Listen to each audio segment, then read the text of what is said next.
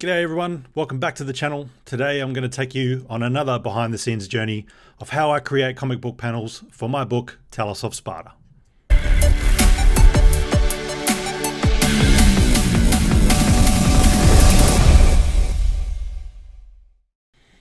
G'day guys, back again, the Killustrator. As I said in the intro, I'm going to take you guys on a quick behind the scenes journey of how I do some of the composition for my comic book, Talos of Sparta. In one of my previous videos, you would have seen the same sort of panel that I was working on in a slightly more advanced stage, but I have discovered that I did do a screen recording of the initial gesture drawings for the panel, as well as some gesture drawings for poses and things for both characters. So hopefully it won't take too long. I'm going to play this one back at double speed, so 2 times faster than in which I drew it, and as I do it, I'm going to talk you through it. So without further ado, not too long of an intro today, I'm going to hit the play button and let's get into it. So we're going to start looking, like I said, at the gesture drawings that I did that are inside the panel. So what I'm really trying to achieve in this panel, as discussed previously, is that I'm really trying to capture the energy behind 2 warriors, 2 gladiators going at it as they spar in a courtyard scene. So what I'm trying to do here is I'm trying to create some energy. The first initial lines that I put down were just literally quick lines so I knew as a reference point where I wanted the body to sit and the legs to sit. So I'm trying to capture some energy and twist the anatomy a little bit. So first couple of lines are really just getting that in, and as I go through, I'm just sort of roughing in key points along the way. So with the legs and things, I'll generally throw in a line which is like you would call a line of action, which is generally sort of turns out to be the midline down the quad.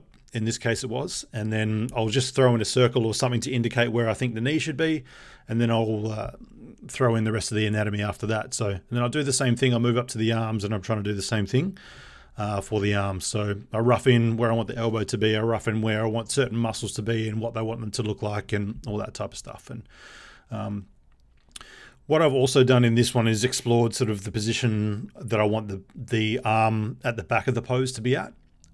So I want it to be slightly foreshortened, but foreshortened away from the subject. So in this case, it would be sort of something along those lines there. And just adding a little bit of twist, it just adds a little bit of drama to the composition. I want his head to be up slightly so it looks like he's about to move into some action, or putting a little bit of extra veins and muscles popping out in his neck to sort of give us the feeling that he's straining, like he's about to launch himself into something strenuous, into a fight.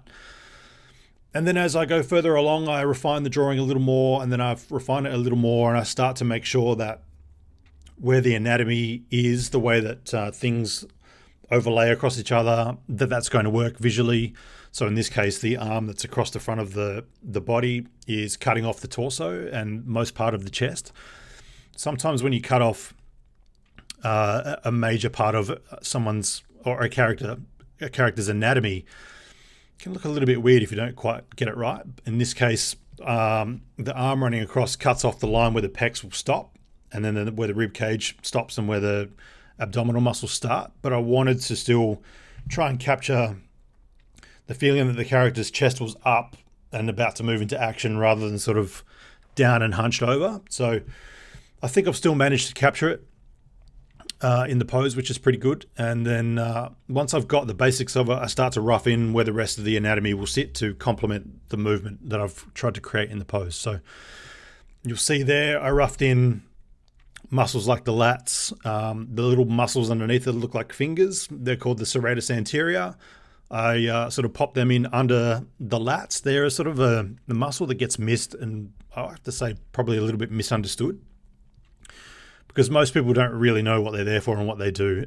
But they're a sort of a muscle that supports the movement of the back and the shoulders through certain movements, but are a really cool muscle to really, I like to make a big deal out of those when I'm drawing, because they attach into the stomach muscles, the intercostal muscles in your stomach. So it can really be used to add just a little bit of tension, a little more tension to the pose, but by using muscles that aren't necessarily beach muscles, you know, like your arms, your shoulders, your triceps, biceps, whatever, quads and stuff. But using the smaller muscles, a lot of people will just put them in there, but they're not actually serving much of a function. And I like to make sure that I'm using those for just a little bit of added tension. And then I'm moving down to the hand. So in this case, I'm roughing in.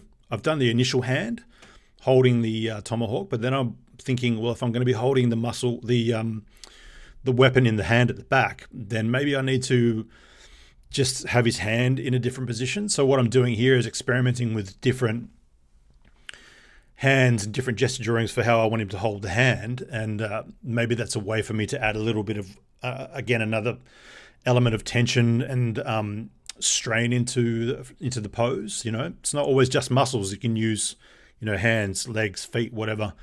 But often, because hands are difficult, they tend to be hidden or overlooked a little bit in some compositions. But I like to, where I can, sort of try to make a point of using them and helping to add to the composition a little bit. So with this drawing, as you can see, I've now got it to a point where I'm happy with the pose, the initial pose. I'm like, yep, that's looking okay, but now I need to develop the second character that's in the panel. So while I'm doing this, I'm sort of bearing in mind, all right, where do I want the second character in the panel to sit? How do I want him to be attacking? Is he going to be closer to the camera than the first character? All that sort of stuff. So in this case, I wasn't entirely sure. I was thinking along the lines of, I'd really like to see him be a little closer to the camera if I can. So it creates a contrast between foreground and background. Where's the camera? That way there. So creates a bit of excitement in the panel and the composition. So foreground versus background, one character being larger than the other, creates the tension a little bit.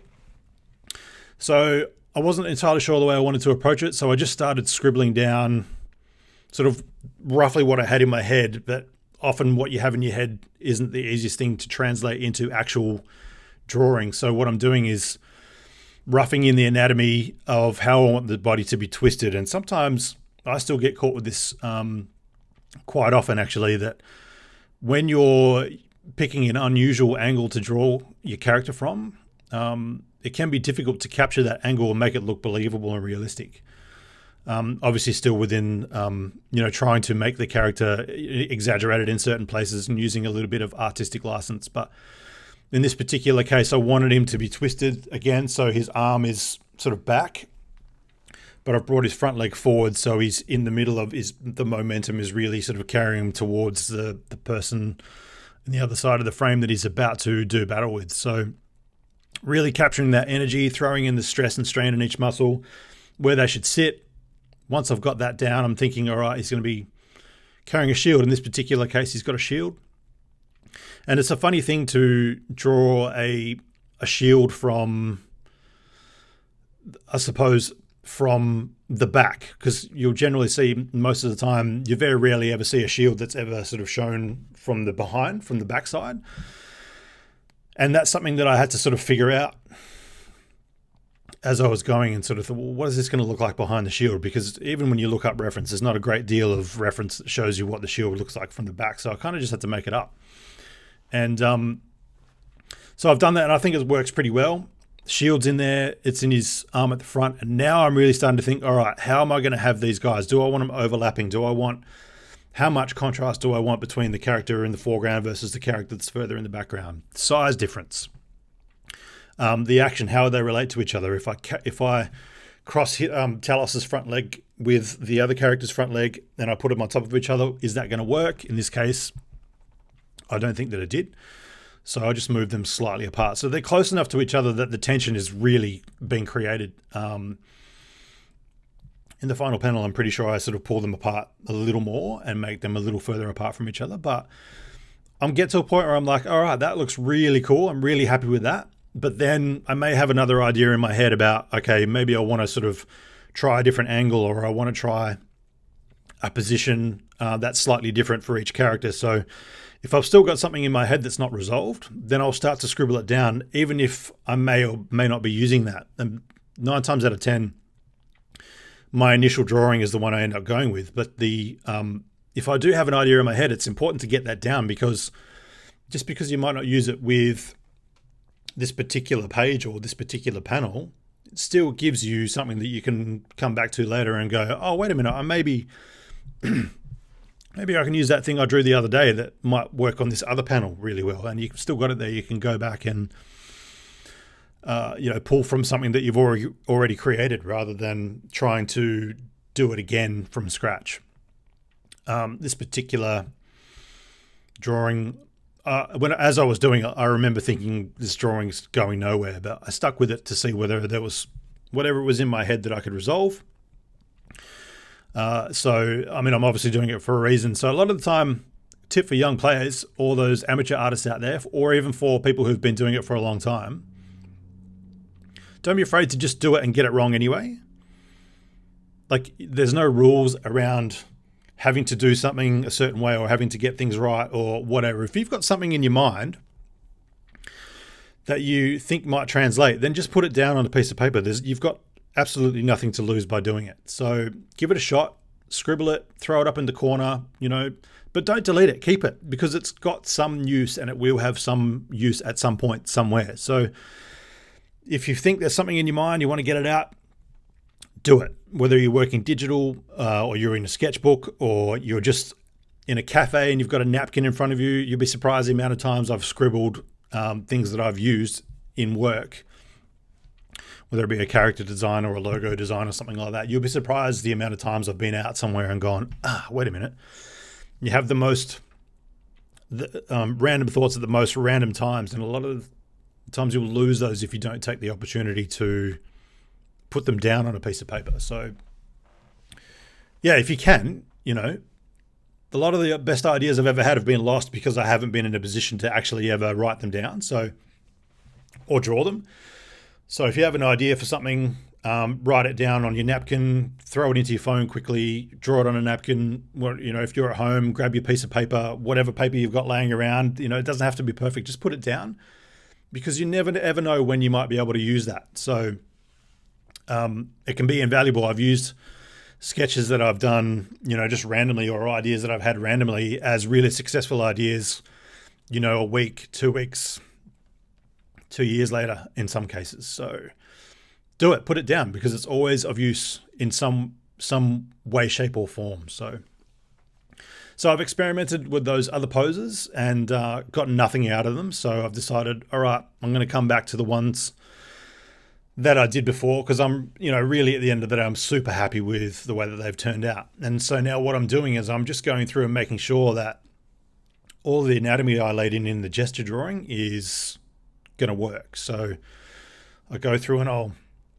start to outline the muscles or whatever it is on the figure that are important to the drawing. So I'm just roughing in the shoulder muscles, I'm roughing in, and it helps to know what, in this case I'm drawing an arm, it helps to know what that arm looks like from different angles. So if you're bored one day and you don't know what to draw and you want something to do, out of your head even, just challenge yourself to draw what you think something looks like out of your head, even if you don't really know what it looks like. It's a really good way to come to terms with different things and to explore different things, and just throw it in a sketchbook or whatever. Feel free to make your mistakes if you want to make your mistakes. And that's what I've done. So I'm further exploring and starting to throw in the most important lines to outline the anatomy, to make sure that it all works as a finished drawing and all that type of stuff. So the abs were the first thing that I started on, and